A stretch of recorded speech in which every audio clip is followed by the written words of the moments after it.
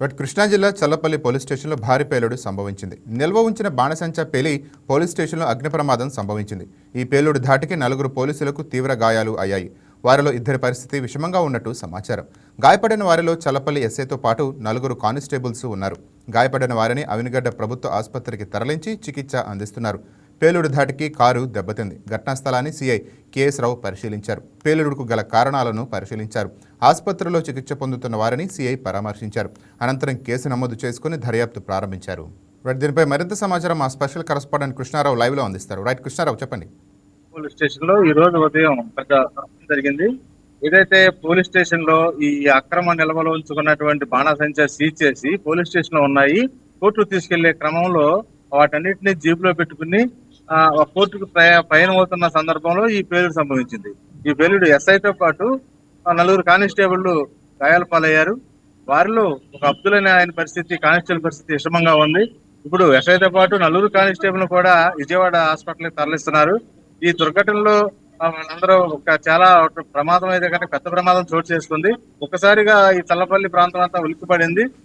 ఈ ప్రమాదం ఒక్కసారి ఏం జరిగింది, ఎలా జరిగింది అనేది లోపు వాస్తవం తెలుసుకుని ఇట్లా టపాసులు పేలినాయి అని తెలియడంతో ఒకసారిగా వీళ్ళందరినీ కూడా వెంటనే క్షతగాత్రుల్ని స్థానిక ఆసుపత్రికి తీసుకెళ్లడం జరిగింది.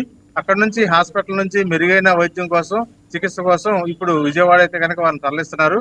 ఇది విషయం తెలుసుకున్న ఎస్పీ విద్యాసాగర్ నాయుడు హుటాహుటిన చల్లపల్లి స్టేషన్ కి వచ్చి ఉన్నారు. చల్లపల్లి పోలీస్ స్టేషన్ లో ప్రస్తుతం ఇప్పుడు ఎస్పీ విద్యాసాగర్ నాయుడు పరిస్థితిని సమీక్షిస్తున్నారు.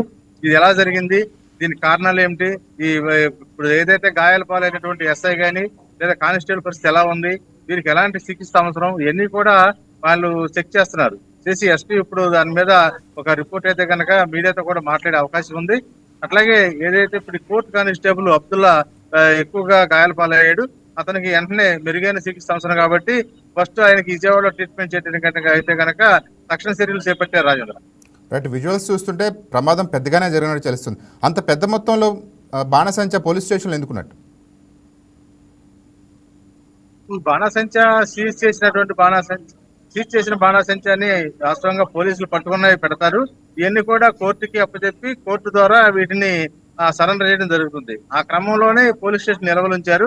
ఈ నిలవలించినటువంటి తీసుకెళ్లే క్రమంలో ఈ ఒత్తిడికి లోనయ్యి ఈ ప్రమాదం అయితే జరిగింది. రాజేంద్ర, కానీ ఫైర్ సేఫ్టీ లేకుండా అటువంటి చర్యలు చేయడం వల్ల ఈ ప్రమాదం జరిగిందట్టు అనుకోవచ్చా?